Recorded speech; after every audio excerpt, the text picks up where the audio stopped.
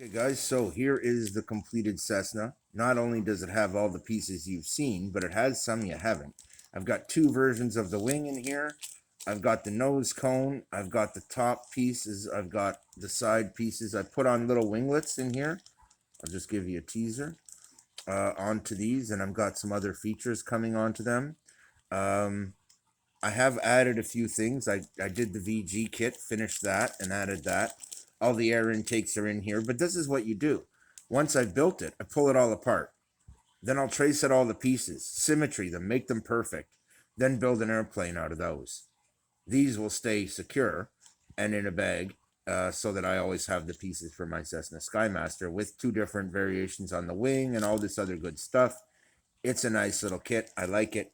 If I sell it as a kit, that'll be how it comes with two sets of wings and a nice tail that you can add various scale details to. I did some antennas and stuff that are in there. They're basic, but they'll get nicer as I template them and make the permanent versions of them. These are just the rough outs. So the little jet I was filming right before that is now evolving. I've shortened the lengths of these intakes. They were quite long, but this is where they need to be and the length they need to be. I mentioned at the last update for this one that I needed to trim those. I've also changed the shape of the tail and the size of these side fins. In fact, this was the original template. Hold on.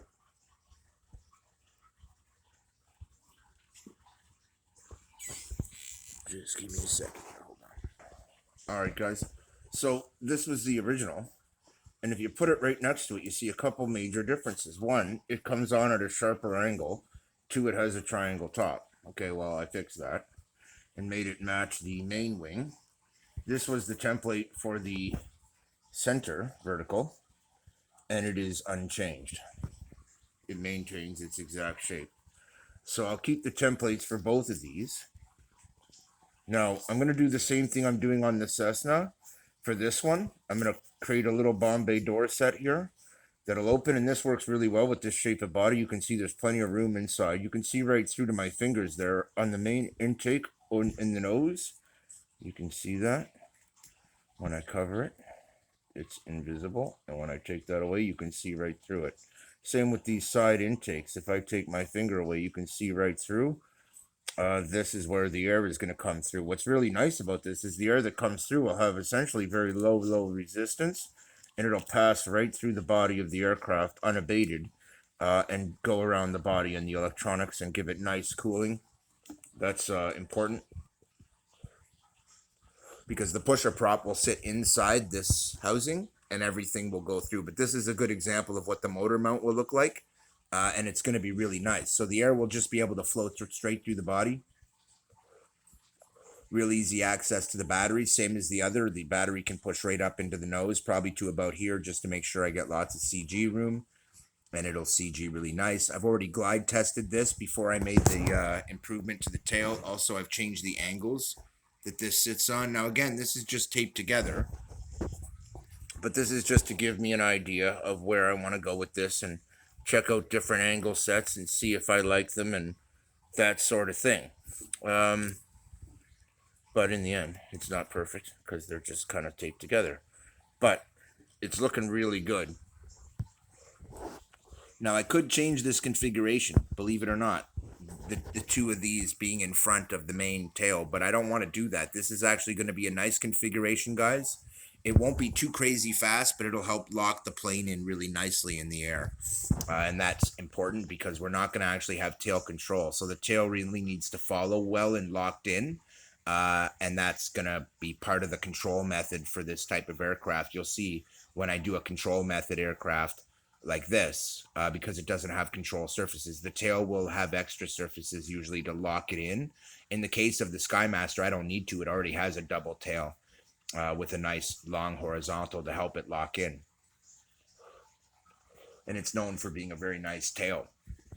This is also a very nice tail for a jet fighter. They've used it on drones, and it's very similar to what's been done on drones and other jet fighters. It's not unknown. It's very simple. It's got a basic VG package. which will help it maneuver at slower speeds, but in real life that wouldn't be appropriate. None of this would, because it would limit its top speeds. Well, this whole design is designed to partially limit the top speed of the jet so that I don't go to crazy speeds with my little prop and motor.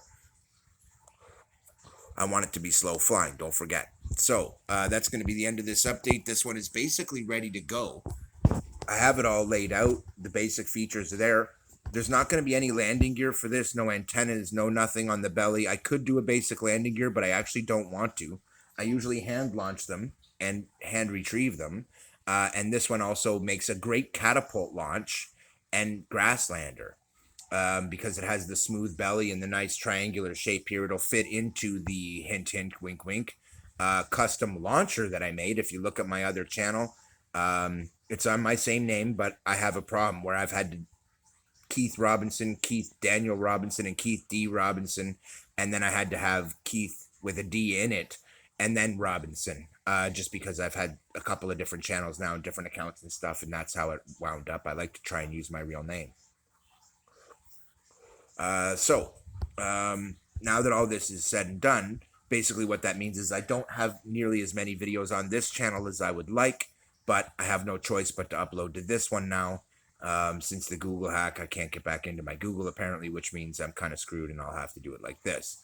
But I will still continue to put up videos and build my repertoire. I have about 50 on my phone, guys, that aren't uploaded at this moment, literally. And that'll put me way over 300 videos up.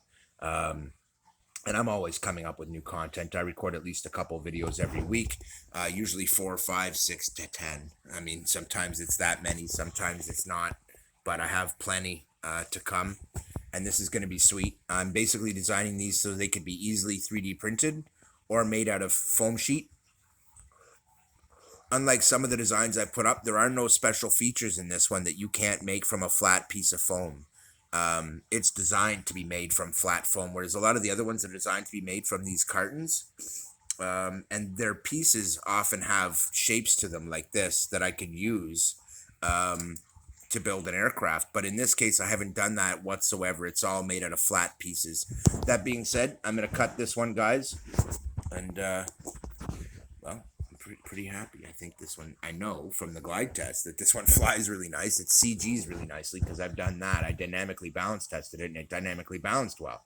Even as a tape model, it did that.